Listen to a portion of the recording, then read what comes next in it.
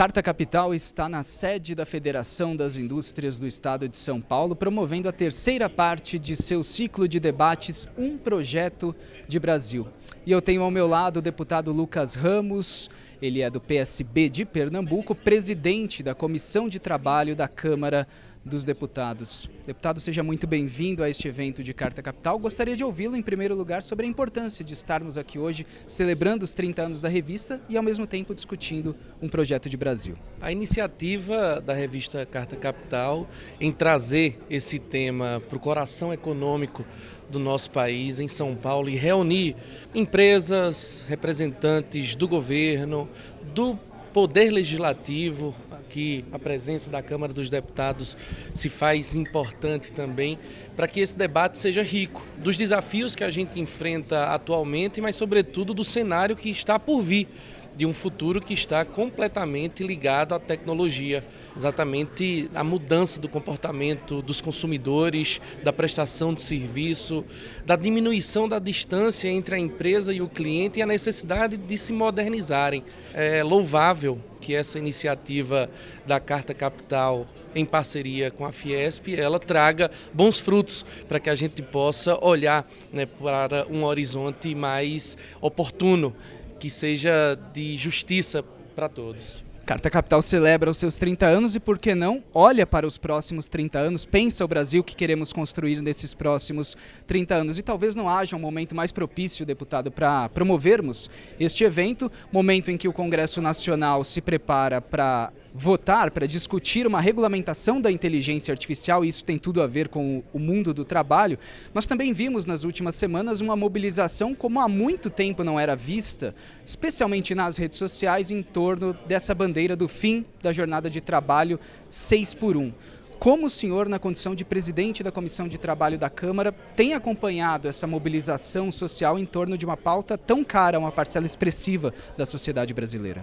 Bom, em primeiro lugar, dizer que a internet veio com as suas potencialidades, com suas objetividades, e a gente precisa se adequar a essa nova realidade, inclusive no mercado de trabalho, né? O teletrabalho que explodiu durante a pandemia da Covid que nós vivemos, no isolamento social, da necessidade que tínhamos, de estarmos em distanciamento, isso permitiu que algumas empresas descobrissem que a prestação de serviço podia ser feita à distância.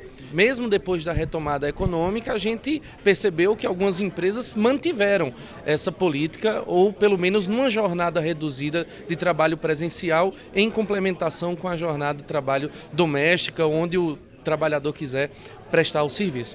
Contudo, a gente tem um desafio também, que é a necessidade da gente ter regras claras sobre esse tipo de trabalho com a utilização de tecnologia.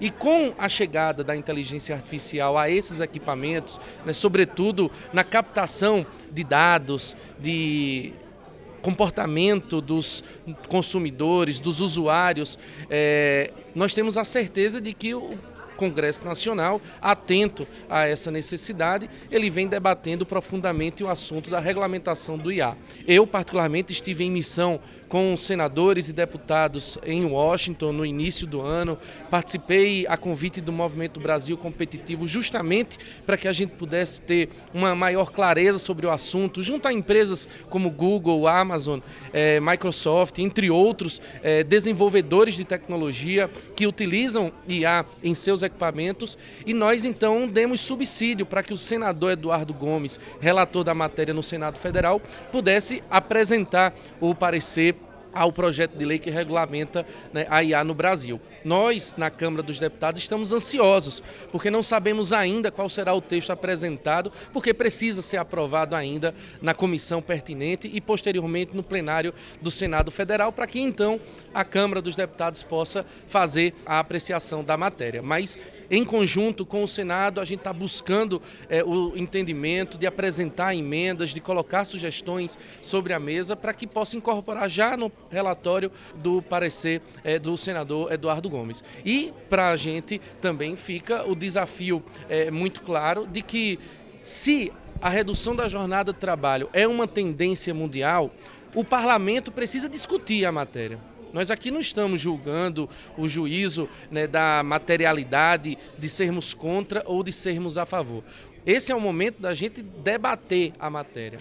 Se há entendimento, por exemplo, no nosso país, em que a Constituição Federal prevê o limite máximo da carga horária de 44 horas, é óbvio que a gente pode discutir junto das empresas e junto, né, do governo. O parlamento tem esse papel de unir, né, ou pelo menos de tentar encontrar, né, uma parte que seja de acordo entre todas essas partes, e que seja, então, a matéria discutida. Não sei se a iniciativa de se tratar a partir de uma PEC, eu não sei se há a necessidade disso. Talvez um projeto de lei complementar ele fosse suficiente para regrar a matéria. Contudo, eu acho que no Brasil a gente precisa respeitar, né, o entendimento entre empresa e trabalhador. Né? As convenções, com a participação dos sindicatos, dos representantes de cada categoria, isso vai determinar, né, a necessidade da carga horária trabalhada, porque o Congresso não deveria